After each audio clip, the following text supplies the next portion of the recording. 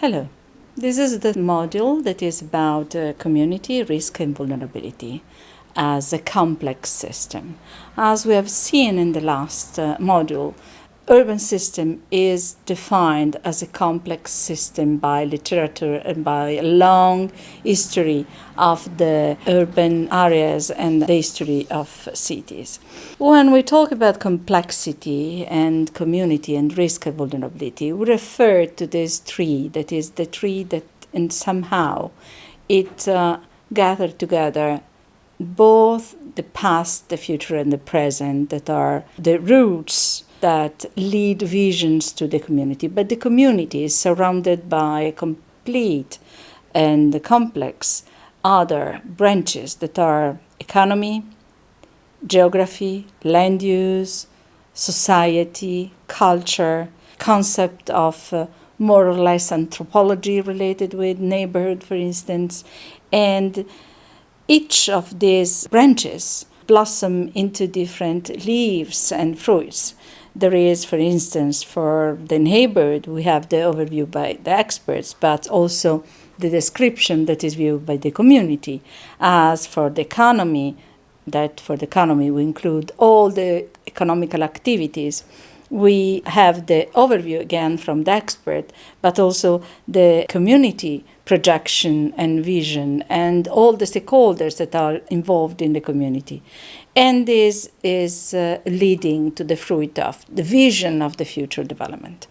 The community is the core of it. The community is keeping and linking all these things together. The community is the world that surround all those branches, but at the same time is the core of all these branches, is what is the origin of it. What is the role of risk and vulnerability in such a tree? Is the branch that can be broken, and therefore it could break all the entire system, not only one branch.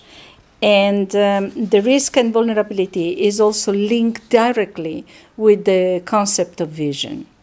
If we do not have a concept of vision as a result of, let's say, what was in the past, what we are in the present, and what it would be, let's say, the vision, it includes what it would be, all these three components. When we talk about complex system, looking more deeply in the spatial planning modeling, we'll see that if we think to three separate items, one is the physical space, the other one is the community, and the third is, let's call it risk for now. We have three different flows that are linking the policies and the scientific and theoretical grounds. For instance, is well known and it's clear that when you talk about analysis in spatial planning, in urban planning, in strategic planning, you are talking about data collection, analysis of existing conditions. You identify some problems, you identify some weaknesses or some strength, and therefore you develop through this some measure, and this measure are offering alternatives, and these alternatives must be evaluated by someone. And this evaluation is based, of course, in a different criteria, and it leads to different decisions. And also is the final decision after the evaluation is not exactly the implementation, but is going to implement action that is considered the proper one. So at the end of it, we have the preparation of are the operational measures, and they could be more or less abstract, but they are in operation. And after that, we have the monitoring of it. This is regarding the first column in your left. Then there is, let's say, what is the so-called ladder of participation, because community, by definition, is a community when it's allowed to participate, to be part of the entire process of the transformation of urban settlements, as we have seen already in other chapters. So The participation could be, let's say, in partnership, could be a consultation, could be to inform someone. It could be even some sort of manipulation, but we are not talking about this. But we are underlying that if we have to participate, and especially if we have to involve participation in the risk awareness, we need a proper participation based on proper risk communication. So we have 3 different stages. That is, we have to inform first, so it's sharing the information. Then we have to decide, and during the process of decision, the community must be involved in this process. And then somehow we have to think how to increase awareness, as I said already, of the communities individual as well, because there is different approaches, and one of them I will talk about in the next lectures, that is like dual space, where is important the level of awareness of the individual and the communities. Talking on the third column, where we look to the risk itself, the risk is, of course, led by the assessment of the risk that includes the perception, the identification, and the list of vulnerability, the hazards, etc. And from the assessment, there are some acceptance of risk and some goals that are arising. And in this case, we have 2 different branches. Is it acceptable? Is not? So if it's not acceptable, we have to plan, measure strongly, and in a way that they have to be oriented in both non-structural and structural ways. Then, if it's acceptable, there is probably a sufficient level of protection, and therefore we do not need, let's say, more than maintenance of the urban space, maintenance of the physical condition of the space. So this column ended over with the assessment of measures, and let's say all these 3 columns are linked through the communication. Because if you have information between the risk assessment and the data collection, you need communication.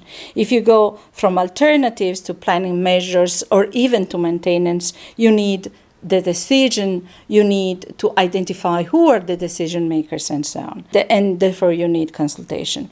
If you are talking about operational measures, something that must be into operational level, and in assessment of measures for the risk, this must be linking, and is undeniable that only awareness can link them. So this is a spatial planning that, of course, was used in some research by the laboratory, diversity, for instance, in the Kochi tsunami preparedness. The goal for all this overview is to find a way how to reduce the risk. And to reduce the risk, we already several times tell this, communities need to be prepared. We need to increase preparedness to it. And what is the meaning of to be prepared? Means matching together different strategies. So if we look to the scheme that we have here, we have different stakeholders, different actors. The institution, the experts, communities, and designers. Nothing new. This is well known in urban planning. We know already that they have to, in cycle, to work together. What is usually the way is not a cycle. Usually the institution go to the community and the designers and the experts work together. But they have to work in cycle, as I said. So there must be really a networking among those things. Why?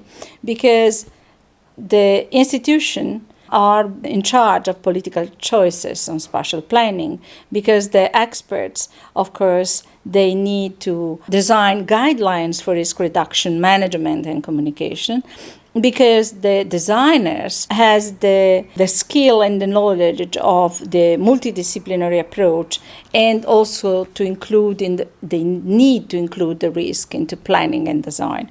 And what about communities? The communities are the target of risk communication, and they are also the vehicle of dissemination of what are called self-protection good practices. So it's only in this way that the communities can protect themselves. The self-protection measures could be of different type, of course. They could be individual, they could be collective, and they are before, during, after disaster. And disaster, we are considering here all the natural hazard. The self-protection measures are linked and related with the learning process, with the fact that you take part, participate, that you understand the complexity and the dynamic of the system, so you are aware that there is a certain percentage of uncertainty. And this is definitely a two-way communication. So everybody must be involved, all the targets. And what is really important is that they have to start from the knowledge of the territory and of its risk. So to help this kind of self-protection measures, awareness, construction, we have different tools, different instruments, but among them the most important are for sure city laboratories, gaming simulation, and thematic events. So this is what is important to arise. So what is the effect, or what is the aim to use this kind of topics is to enhance community identity, community cooperation, community cohesion, to have a good and the appropriate level of risk communication, and also to start a process of risk education that is, let's say, sometimes neglected. Here you see how we work on tsunami, and how we work, for instance, with specific problems related with historical centers, but that are dispersed and roll in the mountains and in the part of periphery of urban area. And the main aim of our intervention is to work on dual space and how to design family or homely place for community, for individual, that can be understood also as safe during the risk.